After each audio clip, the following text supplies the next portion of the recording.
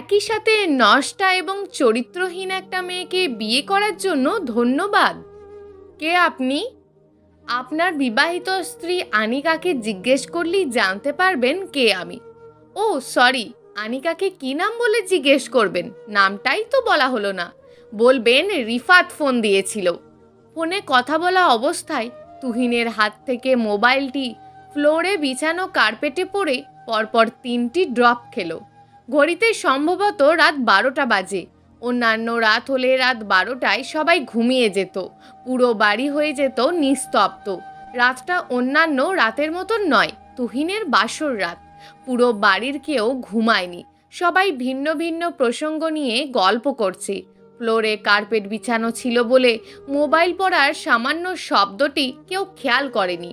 Tuhin floor থেকে ফোনটি হাতে নিয়ে দেখল ফোনটি বন্ধ হয়ে গেছে। খোকা, কি হয়েছে? কোনো সমস্যা? তুহিনের মা রাবেয়া বেগমের প্রশ্নে তুহিন চমকে উঠল।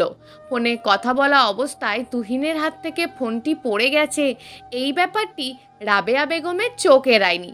তিনি পিছন থেকে ঘুরে তুহিনের সামনে এসে দাঁড়ালেন। তুহিন অপ্রস্তুত গলায় বললেন, না মা, তেমন কিছু হয়নি। ফোনটি হালকাভাবে ধরা ছিল, তাই হয়তো পড়ে গেছে। এটা কোনো ব্যাপার না। রাত 12টা বেজে গেছে, ঘুমাবেন না? দেখিস না বাড়িতে কত মেহমান, ঘুম আসবে কি করে? রীতা, নিশি এবং পলিরা ফুল সাজানো কমপ্লিট করে ফেলেছে। তোরে যেতে বলেছে, সেটাই জানাতে এসেছি। তুহিন শীতল গলায় বলল, ঠিক আছে মা, আপনি ঘুমিয়ে যান, আমি যাচ্ছি। মা যেতেই তুহিন একটা স্বস্তির নিঃশ্বাস নিল। তুহিনের রুমটা 2তলায়। তুহিন সিঁড়িতে পা রাখতেই একবার মনে হলো অপরিচিত নাম্বারে আসা ফোনটির ব্যাপারে মাকে জানানো উচিত। জানালে মা কি মনে করবে? কষ্ট পাবে না তো? মাকে আর জানানো হলো না। তুহিন সিঁড়ি বেয়ে 2তলায় এসে সোজা নিজের রুমে ঢুকলো। পুরো রুমটাই গোলাপ ছাড়া গাঁদা, টগর, লিলি ফুল দিয়ে সাজানো হয়েছে। আশ্চর্য, গোলাপের কড়া ঘ্রাণে অন্য ফুলগুলোকে ঘ্রাণহীন মনে হচ্ছে। সাদা ফুলের মালাগুলো খাটের চারিদিকে এমনভাবে সাজিয়েছে, খাটে বসে থাকা আনিকার ঘোমটা দেওয়া মাথাটি ছাড়া কিছুই দেখা যাচ্ছে না। আনিকা তুহিনের উপস্থিতি টের পেয়ে সামনের দিকে ঘুরে বসলো। ঘুরতেই মাথার ঘোমটাটা সরে গেল। তুহিন আনিকার দিকে গভীর দৃষ্টিতে তাকালো। আনিকাকে অসম্ভব সুন্দর লাগছে। মাঝ রাতে আকাশের আবছাগুলো সরে গিয়ে হঠাৎ করে যখন চাঁদ দেখা গেলে যেরকম সুন্দর লাগে সেরকম সুন্দর। আনিকাকে এতটা সুন্দর কেন লাগছে? হয়তো বাসর রাতই পৃথিবীর একমাত্র রাত, যে রাতে চোখের দৃষ্টিভঙ্গি নিজে থেকেই সবকিছু সৌন্দর্য মণ্ডিত করে তোলে। তুহিন আনিকার চোখের দিকে মুগ্ধতার দৃষ্টিতে তাকালো। বাসর রাতে স্বামী তার স্ত্রীর দিকে মুগ্ধ দৃষ্টিতে তাকিয়ে আছে। দৃশ্যটি ছবির মতোই সুন্দর। তুহিনের চোখ ফেরাতে ইচ্ছে করছে না। কোনো মেয়ের প্রতি তুহিন আগে কখনো এমনটা অনুভব করেনি। নিশি হলো তুহিনের বেস্ট ফ্রেন্ড, অথচ তুহিন নিশির চোখের দিকে তাকিয়ে কথা বলতে পারে না। গত বুধবার নিশির বার্থডে ছিল। বার্থডে প্রোগ্রামের শুরুতেই নিশির ফ্রেন্ড সার্কেলে সবাই এসেছে, শুধু তুহিন আসেনি। তুহিনের দূর সম্পর্কের এক খালাতো ভাইয়ের জরুরি রক্তের প্রয়োজন ছিল। তুহিন রক্ত দিতে যাওয়ায় বার্থডে প্রোগ্রামে ঠিক সময় উপস্থিত হতে পারেনি। বার্থডে প্রোগ্রামে প্রথমেই তুহিনকে না দেখে নিশি সামান্য রাগ করলো। যখন ফোন দিয়ে তুহিনের ফোন বন্ধ পেল, তখন রাগের মাত্রা বহু গুণে বেড়ে গেল। তুহিন রক্ত দেওয়া শেষ করে বার্থডে প্রোগ্রামে উপস্থিত হলো। যখন হলো তখন প্রোগ্রাম প্রায় শেষ পর্যায়ে। প্রোগ্রামে নিশির ফ্রেন্ড সার্কেল ছাড়াও নিকট আত্মীয় সবাই এসেছে। মানুষজনের কারণে বাসার ড্রয়িং রুমে ভিড় লেগে আছে। তুহিন ভিড় ঠেলে নিশির সামনে গিয়ে দাঁড়ালো। নিশি কঠিন গলায় বলল, প্রোগ্রামে আসছিস কেন? আমি কে? নিশি, শোনো। কি শুনবো আমি? আমাকে শুনতে হবে না। সত্যি করে বল, তুই প্রোগ্রামের তারিখে ভুলে গেছিলি কি না? নিশির রাগ বহুগুণে বেড়ে গেছে। বার্থডে প্রোগ্রামে আসা সকল মেহমানদের সামনেই সে তুহিনের সাথে চেঁচামেচি করছে। অন্য সময় হলে তুহিন চুপ করে থাকতো। এখন চুপ করে থাকার সময় নয়। চুপ করে থাকলে রাগের মাত্রা আরও বেড়ে যাবে। নিশির রাগ ভাঙানোর জন্য সত্যিটা জানানো দরকার। তুহিন মাথা নিচু করে শীতল গলায় বলল, নিশি, মানবতার কল্যাণে আমাকে ছুটে যেতে হয়েছে। একজন রোগীর চেয়ে তোমার বার্থডে প্রোগ্রামটি নিশ্চয়ই বেশি গুরুত্বপূর্ণ নয়? তুহিনের কথা শুনে নিশির সাথে সাথে চেঁচামেচি থামিয়ে দিল। নিশি একবার তুহিনের দিকে তাকাচ্ছে আর একবার নিচের দিকে। প্রোগ্রাম আসা সব মানুষের মাঝে মুহূর্তে নীরবতা চলে এসেছে। নিশি খানিক সময় নীরব থেকে বলল, ঠিক আছে, মানছি তোর কোনো দোষ নেই, কিন্তু কিন্তু কি? নিশি থেমে থেমে বলল, তুই আমার চোখের দিকে তাকিয়ে লজ্জা পাচ্ছিস কেন? আমি কি তোর অপরিচিত কেউ? অপরিচিত মানুষেরা তো কথা বলার সময় একজন অপরজনের দিকে তাকিয়ে কথা বলে, কি বলে না? নাকি মিথ্যা বললাম? সবসময় খেয়াল করছি তুই আমার সামনে আসলেই মাথা নিচু করে কথা বলিস, কারণটা কি জানতে পারি?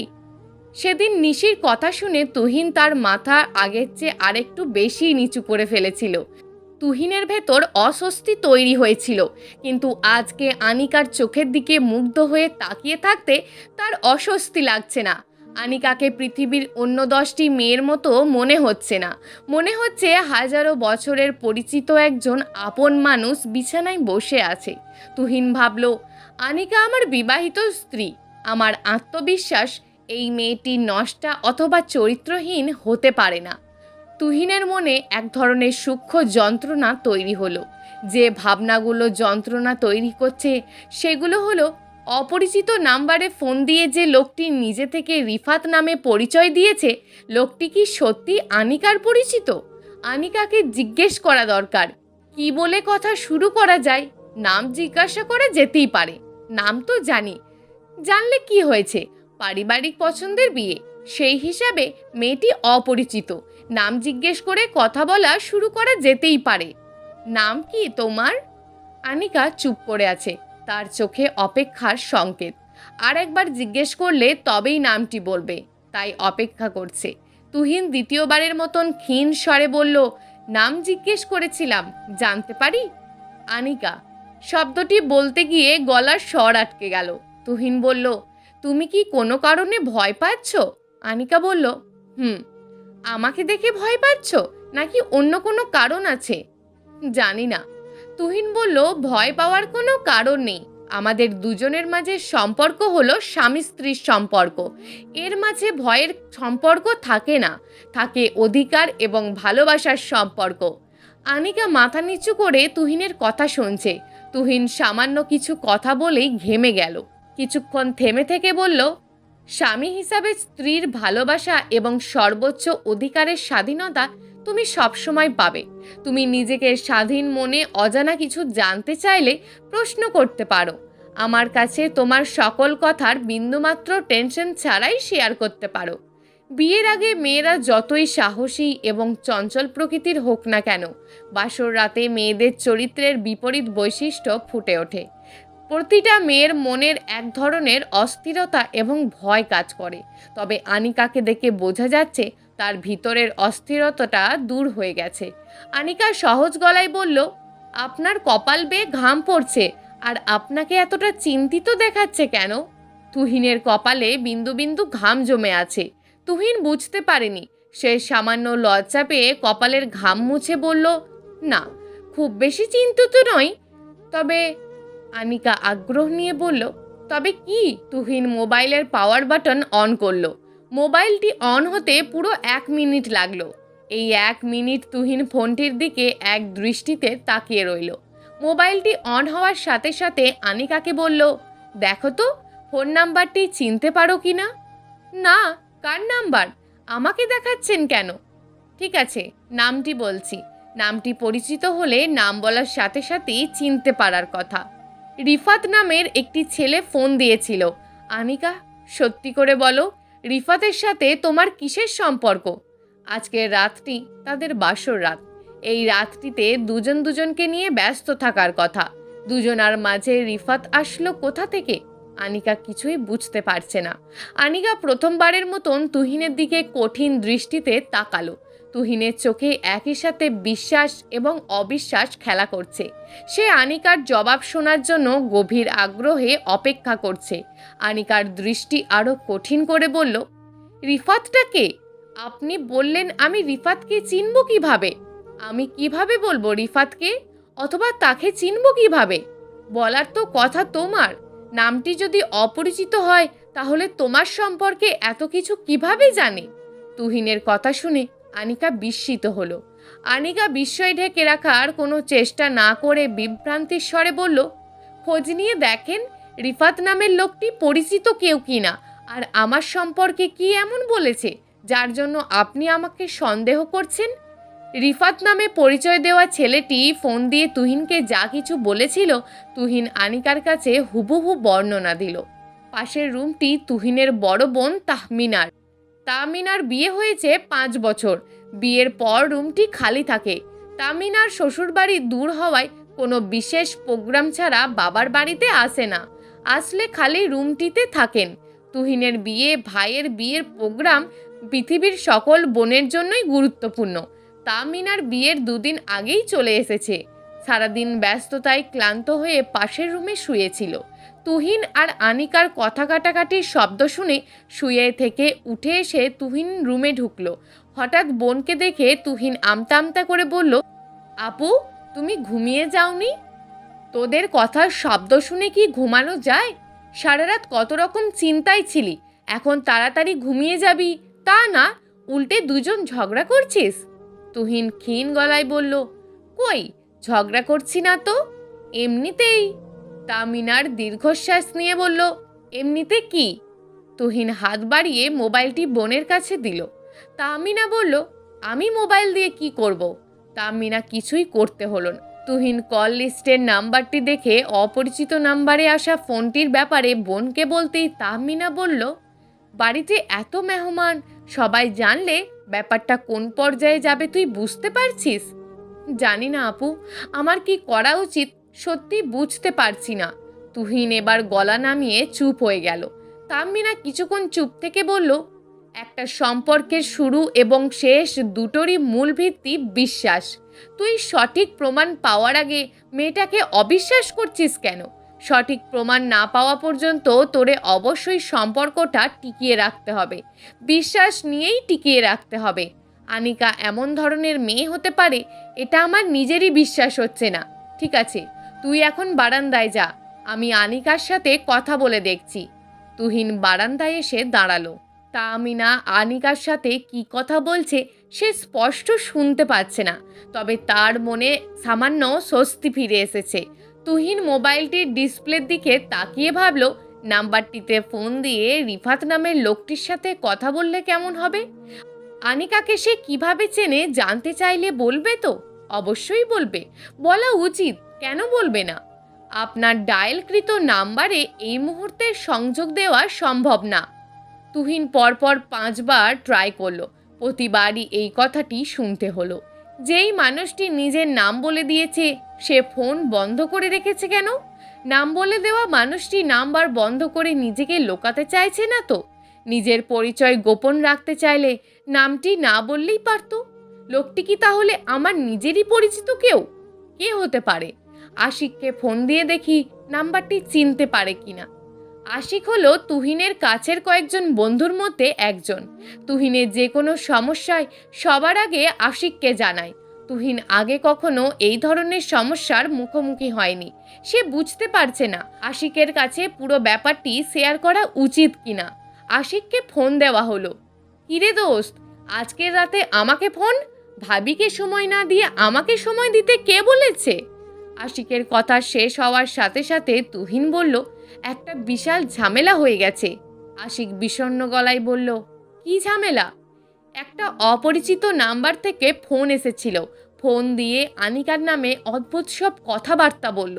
তুই কি একটু দেখবি নাম্বারটা আমাদের পরিচিত কারোর কিনা?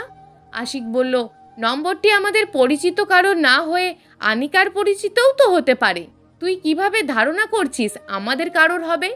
তুহিন দীর্ঘ নিঃশ্বাস নিয়ে বলল, লোকটি আমার পরিচিত হলেও হতে পারে, কারণ আনিকার পরিচিত হলে আমার ফোন নাম্বার পাওয়ার কথা নয়।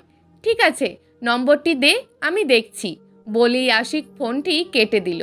তুহিন একবার বারান্দার এদিকে যাচ্ছে আর একবার ওদিকে যাচ্ছে। এক জায়গায় দাঁড়িয়ে থাকতে ভালো লাগছে না, তার ভিতরে অস্বস্তি শুরু হয়ে গেছে। এই অস্বস্তির কারণ কি? অপরিচিত একজন মানুষের ফোন পেয়ে আনিকার সাথে বাজে আচরণ করায়, নাকি অন্য কোনো কারণে? ভিতর থেকে কান্নার শব্দ আসছে। তুহিন বারান্দা থেকে রুমে আসলো। তাহমিনা আনিকার পাশে খাটে বসে আছে। তুহিন আনিকার দিকে তাকালো। আনিকার চোখ বেয়ে পানি পড়ছে। তুহিন সামান্য দূর থেকে দাঁড়িয়ে সেই দৃশ্য দেখছে। আনিকার পাশে বসে বলতে ইচ্ছে করছে, আনিকা, কাঁদবে না প্লিজ। তোমার চোখের পানি আমার হৃদয়ের যন্ত্রণা বহুগুণ বাড়িয়ে দিচ্ছে। মানুষের জীবনটা কারোর চোখে অনেক বড়, কারোর চোখে ছোট, ক্ষুদ্র বালিকণার মতন। এই পার্থক্যটি তৈরি হয় জীবনের ইচ্ছেগুলোর পূর্ণতার ওপর। জীবনে কোনো ইচ্ছেই অপূর্ণ থাকুক, এটা কেউই চায় না।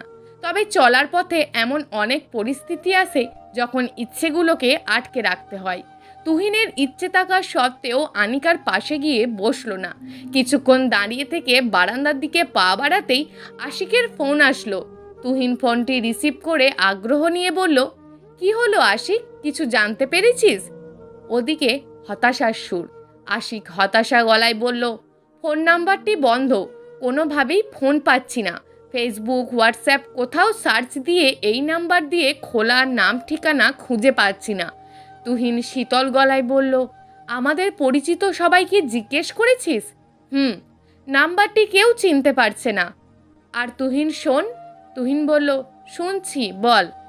নম্বরটা বের করা কি খুব প্রয়োজন? তুহিন বলল, হ্যাঁ, এর মাঝে নির্ভর করছে একটি সম্পর্কের বিশ্বাস অবিশ্বাস ভালোবাসা মেশানোর হিসেব। বের করার আর কি কোনো উপায় নেই? আশিক ক্ষীণ স্বরে বলল, আছে। এই নম্বরটি কার ভোটার আইডি কার্ড দিয়ে রেজিস্ট্রেশন করা, তা বের করলেই খুব সহজে ফোন দেওয়া মানুষটিকে খুঁজে পাওয়া যাবে। তবে আগে থানা থেকে একটি অভিযোগপত্রের পেপার বের করতে হবে। তুহিন বারান্দা থেকে রুমে এসে আপুকে বলল, আপু, আনিকাকে কাঁদতে না করো। আপু, সত্যি বলছি, আজকে রাতটিতে এমন একটি পরিস্থিতি তৈরি হবে ভাবতেও পারিনি। তাহমিনা আনিকাকে সান্ত্বনা দিয়ে কান্না থামালেও তুহিনের অস্বস্তি থামেনি।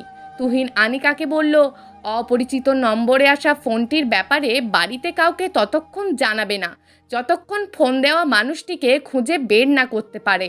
আনিকা, আমার মন বলছে রিফাত নামে পরিচয় দেওয়া মানুষটির সবগুলো কথা মিথ্যা ছিল। আমার মন কখনো মিথ্যা বলে না। তোমাকে প্রমিস করছি, আগামীকাল সকালে ফোন দেওয়া নম্বরটির মানুষটাকে খুঁজে বের করে ফেলবো। বসন্তকালে বাতাস ছাড়া পুরো দিনটিকে প্রাণহীন মনে হয়। আজকের দিনটি ব্যতিক্রমী। সকাল থেকেই বাতাস শুরু হয়েছে। রাতে আনিকার সাথে তাহমিনা ঘুমিয়েছিল। তুহিন তাহমিনার রুমে ছিল। অন্যান্য দিন তুহিনের ঘুম থেকে উঠতে দেরি হয়, আজকে হয়নি। সকাল 7টা বাজতেই ঘুম থেকে উঠে গেল। বাসার সবাই ঘুমিয়ে আছে, তাই তুহিন কাউকে না জানিয়ে সোজা আশিকের বাসায় চলে আসলো। আশিক এত সকাল সকাল তুহিনকে তার বাসায় দেখে বুঝতে পারল পুরো ব্যাপারটি কতটা গুরুত্বপূর্ণ। আশিকও দেরি না করে তুহিনকে নিয়ে থানায় আসলো। পুরো ব্যাপারটি ওসিকে বোঝাতে অনেকক্ষণ দেরি হলো।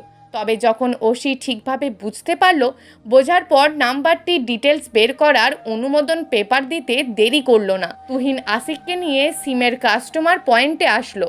তুহিন কাস্টমার পয়েন্টে পেপারটি সাবমিট করে বিস্মিত হয়ে গেল।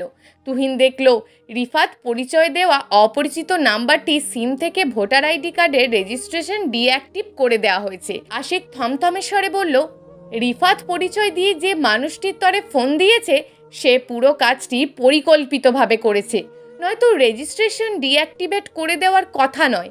কেউ যদি পরিকল্পিতভাবে কারোর জীবনে ক্ষতি করতে চায়, তাহলে সেই ক্ষতি থেকে কি বাঁচার কোনো উপায় নেই?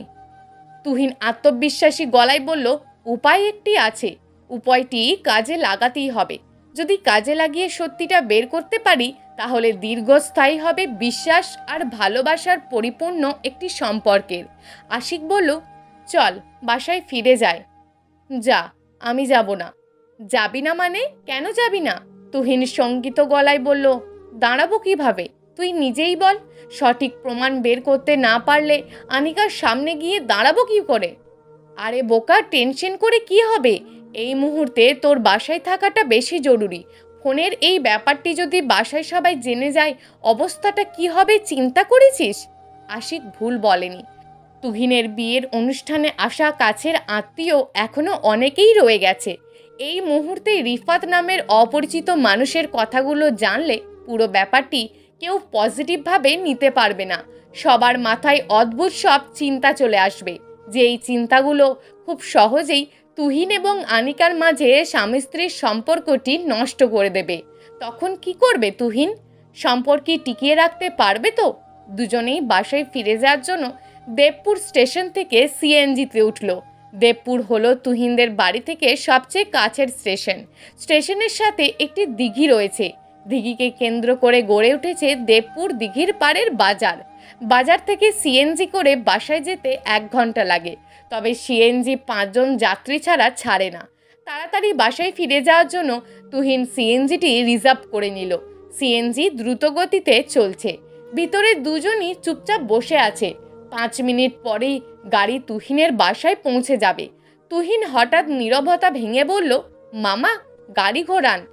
গাড়ি ঘোরাবো মানে? বাসায় যাবি না? আশিকের কণ্ঠে বিরক্তির ছাপ। তুহিন উত্তেজিত গলায় বলল, না ড্রাইভার মামা, এক্ষুনি গাড়ি ঘোরান, দেবপুর বাজারে ফিরে যেতে হবে। গাড়ি ঘোরানো হলো। গাড়ি দেবপুর বাজারে এসে থামলো।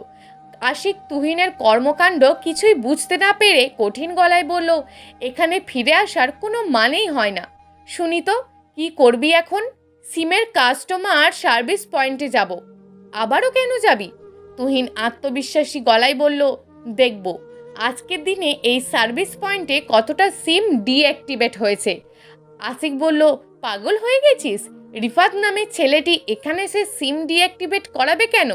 তুহিন শীতল গলায় বলল, আমার বাসা থেকে এই সার্ভিস পয়েন্টটি সবচেয়ে কাছে। যদি আমার পরিচিত কেউ হয়ে থাকে তাহলে এখান থেকেই ডিঅ্যাক্টিভেট করাবে। আনিকার পরিচিত কেউ হলে কিছুই করার নেই, তবে চেষ্টা করে তো দেখতে পারি। ঠিক বলেছিস, আনিকার পরিচিত কেউ হলে ডিঅ্যাক্টিভেট করাতে এখানে আসার প্রশ্নই ওঠে না। চল দেখি আজকের দিনে যে সিমগুলি ডিঅ্যাক্টিভেট করেছে, ডিঅ্যাক্টিভেট করার নম্বরের লিস্টের সাথে ফোন দেওয়া নম্বরটি মেলে কিনা। স্যার, আপনারা এসেছেন কেন? বলেন, কি হেল্প করতে পারি? সার্ভিস পয়েন্টের কর্মকর্তার কথা শোনার পরপরই আশিক বলল, আজকে সকাল থেকে এই পর্যন্ত যত কটা সিম ডিঅ্যাক্টিভেট করা হয়েছে সেই লিস্টটির প্রয়োজন। সরি স্যার, এই লিস্ট বিশেষ প্রয়োজন ছাড়া সাধারণ কাস্টমারকে দেখানোর নিয়ম নেই। তুহিন বিনয়ের স্বরে বলল, ব্যক্তিগত প্রয়োজনের হিসাবটা যখন একটি সামাজিকতার বন্ধনের ভবিষ্যৎ নির্ভর করে, তখন কি সেই প্রয়োজনটাকে আপনারা বিশেষ প্রয়োজন বলবেন না? সকাল থেকে এখনো পর্যন্ত মোট 3টি সিম ডিঅ্যাক্টিভেট করানো হয়েছে। সার্ভিস পয়েন্টের কর্মকর্তা ল্যাপটপ থেকে 3টি নাম্বার প্রিন্ট করে তুহিনের হাতে দিতেই তুহিনের চোখ আনন্দে ঝলমল করে উঠল। রিফাত পরিচয় দেওয়া অপরিচিত নম্বরটি ডিঅ্যাক্টিভেট করা সিমের লিস্টের প্রথমেই রয়েছে। তুহিনের শ্বশুর বাড়ি অর্থাৎ আনিকাদের বাড়ি দেবপুর বাজার থেকে 120 কিমি দূরে। আনিকার পরিচিত কেউ এত দূর থেকে দেবপুর বাজারে সার্ভিস পয়েন্টে এসে সিম ডিঅ্যাক্টিভেট করাবে না। তুহিন ভাবল, আমার পরিচিত যেই মানুষটি এই কাজটি করেছে, কেন করেছে? সে তো আমার নামে মিথ্যা অভিযোগ দিলে পারত, আনিকার নামে কেন দিল? আশিক মোটা গলায় বলল, আপনাদের দরজায় লাগানো সিসি ক্যামেরার আজকের দিনে রেকর্ড করা পুরো ভিডিও ফুটেজটি দেখান তো। সিমটি ডিঅ্যাক্টিভেট করানোর জন্য যে ছেলেটি এসেছিল তাকে দেখতে চাই, হয়তোবা দেখলেই চিনতে পারবো। সার্ভিস কর্মকর্তা চেয়ার থেকে উঠে সিসি ক্যামেরা মনিটরিং ল্যাপটপের সামনে গিয়ে বসলো। তুহিন ও আশিক তার পিছনে 2টি চেয়ার টেনে পাশে বসলো। সকাল থেকে সিসি ক্যামেরায় রেকর্ড করা ভিডিও ফুটেজটি প্রথম থেকে চালু করা হলো। ভিডিওটি টেনে টেনে দেখা হলো না। ভিডিও শুরুর 10 মিনিটের মাথায় তুহিন একই সাথে বিস্মিত এবং হতভম্ব হয়ে গেল। ভিডিওটিতে তুহিনের খুব পরিচিত কাছের একজন মানুষকে সার্ভিস পয়েন্টে ঢুকতে দেখা গেল। সে আর কেউ নয়, তুহিনের বেস্ট ফ্রেন্ড নিশি। আশিক বরফ শীতল গলায় বলল, ভেবেছিলাম পরিচিত কোনো ছেলে বন্ধু হবে, কিন্তু নিশি তোর বেস্ট ফ্রেন্ড হয়ে কেন এই কাজটি করতে গেল? নিশি কি চায়? জানি না, বুঝতে পারছি না নিশি কেন পরিকল্পিতভাবে আমার ক্ষতি চাইছে। কথাগুলো বলতে গিয়ে তুহিনের গলার স্বর আটকে গেল।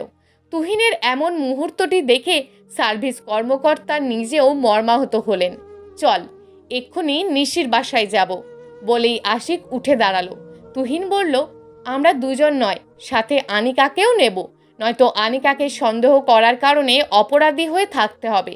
পৃথিবীতে কোনো স্বামী তার স্ত্রীর কাছে বিনা অপরাধে অপরাধী হয়ে থাকতে চায় না, উল্টে নিজের ভুলগুলোকে ঢেকে রাখতে চায়। আশিককে নিয়ে তুহিন বাসায় ফিরে এসে সামান্য দেরি করলো না। আনিকাকে সাথে নিয়ে নিশির বাসায় রওনা দিল। আমাকে সাথে নিয়ে কোথায় যাচ্ছেন? কি হলো বলেন, আমি সাথে গিয়ে কি করব? নিশির বাসায় পৌঁছার আগ মুহূর্ত পর্যন্ত আনিকা তুহিনকে এই জাতীয় ছোটোখাটো অনেক প্রশ্ন করল। তুহিন কোনো প্রশ্নের জবাব না দিয়ে নিশির বাসায় এসে পৌঁছালো। নিশিদের বাসায় ড্রয়িং রুমটা বিশাল। নিশির বার্থডে দিন ছাড়াও এখানে তুহিন আরও কয়েকবার এসেছে। নিশির মা তুহিনকে দেখে বলল, নতুন বউ নিয়ে এসছো দেখে খুব খুশি হলাম, তোমরা বসো, আমি কফি নিয়ে আসছি। তুহিন শব্দ করে বলল, আন্টি, কফি আনতে হবে না, নিশিকে ডাকুন, ইম্পর্টেন্ট কিছু কথা আছে, আপনিও বসুন। নিশিকে ডাকা হলো।